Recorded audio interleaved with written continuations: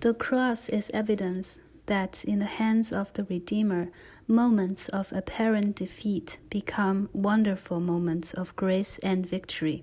At the center of a biblical worldview is this radical recognition. The most horrible thing that ever happened was the most wonderful thing that ever happened. Consider the cross of Jesus Christ. Could it be possible for something to happen that was more terrible than this? Could any injustice be greater? Could any loss be more painful? Could any suffering be worse?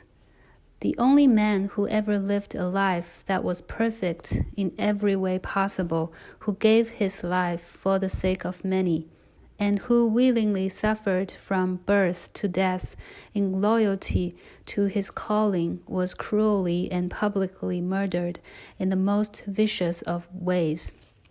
How could it happen that the Son of Man could die? How could it be that man could capture and torture the Messiah? Was this not the end of everything good, true, and beautiful? If this could happen, is there any hope for the world?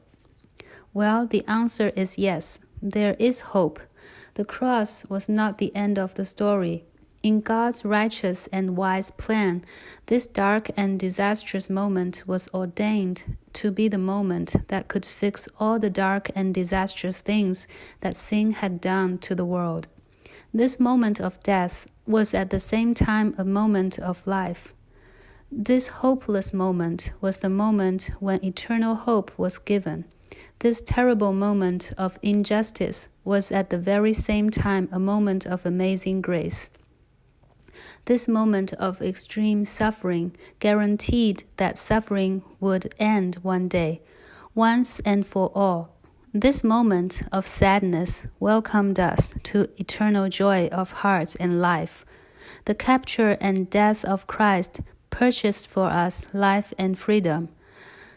The very worst thing that could happen was at the very same time the very best thing that could happen. Only God is able to do such a thing.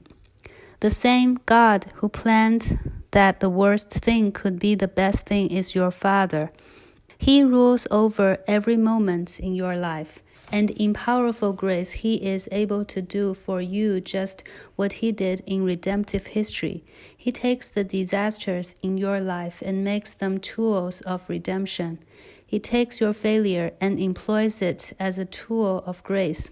He uses the death of the fallen world to motivate you to reach out for life. The hardest things in your life become the sweetest tools of grace in His wise and loving hands. So be careful how you make sense of your life. What looks like a disaster may in fact be grace. What looks like the end may be the beginning. What looks hopeless may be God's instrument to give you real and lasting hope.